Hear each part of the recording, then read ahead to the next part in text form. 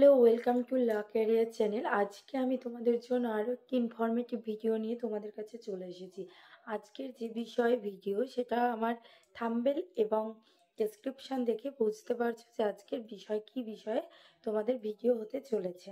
প্রথম কথা তোমাদের বলি যে আমাদের লয়ে মানে ফার্স্ট টাইম যখন আমরা ল অ্যাডমিশন নেব, সেই ল অ্যাডমিশন নেওয়ার সময় আমাদের কিছু কী মেথ আছে, সে মিথগুলো সম্পর্কে আজকে তোমাদেরকে আলোচনা করব। তো কী মিথ হতে পারে? Number one, Bengali medium student.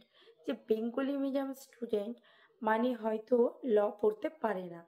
এই টেন্ডেন্সি কিন্তু প্রত্যেক বেঙ্গলি মিডিয়াম স্টুডেন্টদের মধ্যে কিন্তু আছে। তখন আমরা কী ভাবি যে আমরা যেহেতু বেঙ্গলি মিডিয়াম স্টুডেন্ট আমরা কখনো হয়তো ল পড়তে পারবো না, কিন্তু একদমই ভুল।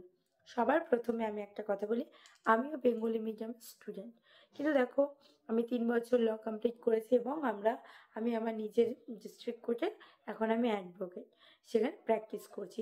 তো তোমরা যারা বেঙ্গলি মিডিয়াম স্টুডেন্ট আছো তোমরা কেন পারবে না? বেঙ্গলি মিডিয়াম স্টুডেন্ট মানে এই নয় যে আমি হায়ার স্টাডি করতে পারবো না ইংলিশে বা ল পড়তে পারবো না, এটা কিন্তু একদমই ভুল ধারণা। দেখো আমাদের একটা জিনিস মাথায় রাখতে হবে, একদম ইংলিশে কিছু না পারলে চলবে না, কিছু তো জানতে হবে, ভালোভাবে লিখতে হবে এবং বুঝতে হবে, এবং বাংলা থেকে ইংলিশ থেকে বাংলা কিভাবে ট্রান্সলেশন, বাংলা থেকে ইংলিশ কিভাবে ট্রান্সলেশন, সেগুলো সম্পর্কে একটু ধারণা থাকলেই ব্যাস, আর কিছু দরকার নেই। Number two, political science. Political science অনেকের মধ্যে ভাবনা চিন্তা আছে যে আমার তো উচ্চ মাধ্যমিক বা উচ্চ মাধ্যমিক 11-12 আমার পলিটিক্যাল সায়েন্স ছিল না, তবে কি আমি ল পড়তে পারবো না? এটাও কিন্তু তোমাদের ভুল ধারণা। দেখো পলিটিক্যাল সায়েন্স আমাদের লয়ের জন্য ম্যান্ডেটরি, কিন্তু তার মানে এই নয় যে তোমার 11-12 যদি পলিটিক্যাল সায়েন্স না থাকে তাহলে তুমি ল পড়ার জন্য এলিজিবল নয়। এটা কিন্তু একদমই ভুল ধারণা। দেখো যারা 5 ইয়ার্স এলএলবি করছো তাদের কিন্তু সেকেন্ড সেমিস্টারে কিন্তু পলিটিক্যাল সায়েন্স, সোসিওলজি এগুলো কিন্তু থাকবে। তার মানে এই না যে তোমাকে 11-12 তোমার পলিটিক্যাল সায়েন্স ছিল না বলে তুমি ল পড়তে পারবে না, এটা কিন্তু একদমই ভুল ধারণা, যেটা মাথা থেকে এখনই সরিয়ে ফেলতে হবে। ওটা ডাজ নট ম্যাটার যে আমার পলিটিক্যাল সায়েন্স আর থাকলো না, আমার সায়েন্সের স্টুডেন্ট না, আমি আর্টসের স্টুডেন্ট না কমার্সের স্টুডেন্ট, ডাজ নট ম্যাটার, কোনো ব্যাপার না। তারপরে তোমার চলে যাও তুমি এরপরের যে মেথটা, সেটা হচ্ছে সব থেকে বড় মেথ। সেটা হচ্ছে প্রত্যেকের মধ্যে ধারণা কি আমি বয়সে আমার এই এজ, আমি কি ল পড়ার জন্য এলিজেবল? আমরা প্রত্যেকেই হয়তো জানি না, তাই আজকের এই ভিডিও আমার তোমাদের সঙ্গে তুলে ধরা।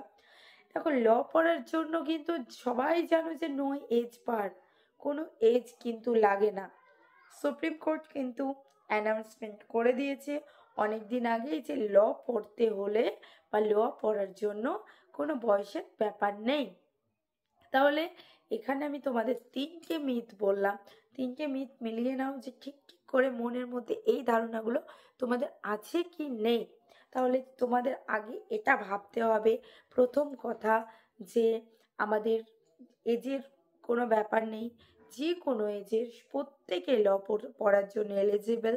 নাম্বার টু, পলিটিক্যাল সায়েন্স থাকলেও না সোসিওলজি থাকলেও ডাজ নট ম্যাটার, না সায়েন্স না আর্টস না কমার্স, কোনো ব্যাপার নয়, পড়তে পারবে। এবং সবার প্রথমে যে বিষয়টা নিয়ে আমি তোমাদের আলোচনা করলাম সেটাও কিন্তু কোনো ব্যাপার নয় যে আমরা বেঙ্গলি মিডিয়ামের স্টুডেন্ট না আমরা ইংলিশ মিডিয়ামের স্টুডেন্ট, কোনো ব্যাপার নয়।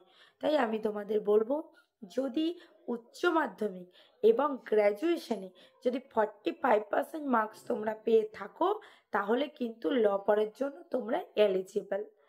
যে তুমি যখনই ল পড়বে, বেঙ্গলি মিডিয়াম স্টুডেন্ট যারা তাদের জন্য বলছি, যেমন আমিই ছিলাম, তো তখনই কিন্তু পড়তে পড়তে না তোমার ইংলিশটা পুরো প্রতিদিনের, যারা 5 বছর পড়বে বা 3 বছর পড়বে, 3টে বছর একটা জিনিস নিয়ে ক্যারি করছো, প্রতিদিনের জন্য ডিসকাশন করছো, সেটা নিয়ে স্টাডি করছো, অটোমেটিক্যালি ইংলিশটা শিখে যাবে। ঠিক আছে? যদি কোনো রকম কোনো মেথ এখনো মনের মধ্যে তৈরি হয় বা কনফিউশন তৈরি হয়, অবশ্যই ডেসক্রিপশন বক্সে নাম্বার দেওয়া আছে, ওখানে ফোন করে জেনে নিতে পারো। চলো বাই বাই, আজকের মতো ভিডিও এখানেই শেষ। চলে আসবো পরের কোনো ভিডিও নিয়ে আবার তোমাদের সঙ্গে দেখা করতে। যদি ভালো লাগে তাহলে অবশ্যই লাইক করো এবং চ্যানেলে নতুন হলে সাবস্ক্রাইব করে দিও। চলো টাটা।